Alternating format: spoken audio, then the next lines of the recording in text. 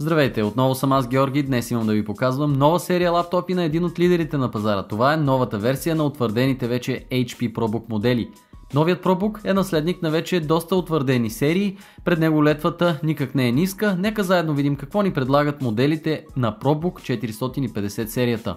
Промяна е настъпила в дизайна на моделите, капакът на дисплея е покрит с приятно наподобяващо на гумирано покритие, което замества гладките до момента повърхности. Действително е трудно да се забележат отпечатъци от пръсти върху него, както и върху останалата част от корпуса между другото. Все пак на мен ми липсва металът от предходните две серии, който придаваше някак по-солиден и луксозен вид на машините. Алуминий все пак е наличен, като цялата зона за поставяне на дланите при работа е направена от алуминий, долната част по традиция се запазва пластмасова. Разбира се, в момента лаптопите също изглеждат добре, като отново носят със себе си чертите на бизнес средата. Нека не забравяме, че по своя произход ProBook е замислена като бизнес серия, предназначена за малкия и среден бизнес. Запазено е ключово предимство на моделите възможността да отворите долния капак само с плъзгачите на батерията. Това ви осигурява бърз и лесен достъп до вътрешността на машината за почистване от прах или апгрейд на паметта и твърдия диск. Обобщено, това е солидно и издържано изглеждащ лаптоп, който няма да разочарова любителите на бизнес сериите с комбинацията си от черно и сиво. Все пак, ако до момента сте ползвали някои от предходните две поколения на компанията, може и да усетите, че лаптопът изглежда някак по-бюджетно от предшествениците си.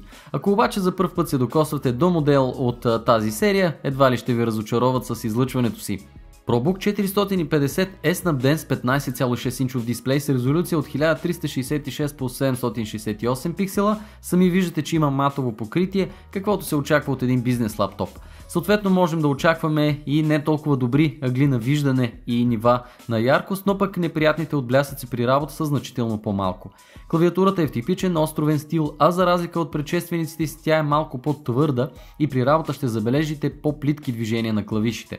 Това не е непременно лошо, но ако имате претенции по отношение на клавиатурата, добре е да знаете този факт. Определено приятно впечатление прави просторният тъчпад заедно с качественото му покритие, които ще позволят лесно и безпроблемно приплъзване на пръста върху него. Хардуерът отново идва в познатата комбинация между процесорите на Intel и видео от AMD, докато повечето лидери в производството на преносими компютри използват Nvidia напоследък. Очевидно HP се чувстват уверени в избора си на AMD картите и настояват на тях в ProBook 450. Очакваните процесори ще бъдат както Ivy Bridge, така и Haswell като поколение. Що се отнася до AMD, те ни предлагат своята 8 серия тук. Карти, които ще осигурят не само бизнес и мултимедийна производителност, но могат да се мерят дори с картите на Nvidia, притежаващи повече видеорам. Разбира се, Intel ускорителите за по-бюджетните модели също ще бъдат налични.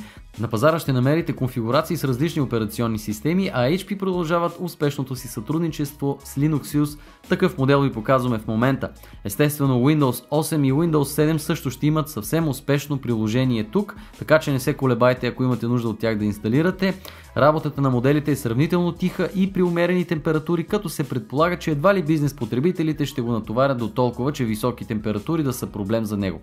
Ще ви кажем повече за тестовете на хардуера, температурите и работата на батерията в ревюто на Симеон Николов, който както обикновено ще подложи на изпитание поредния кандидат за потребителския интерес. Нещо, което не ме очарова особено, беше и звука, но нека все пак знаем, че това не е мултимедиен, а бизнес лаптоп.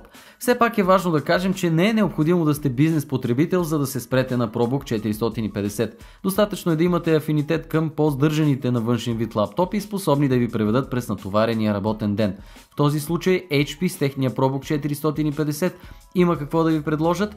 News Laptop.bg е мястото за повече информация относно серията. Хвърлете поглед на нашите хардуерни класации там. Ако ви интересуват повече клипове като този, натиснете бутона Subscribe в YouTube канала ни. Чао и до скоро!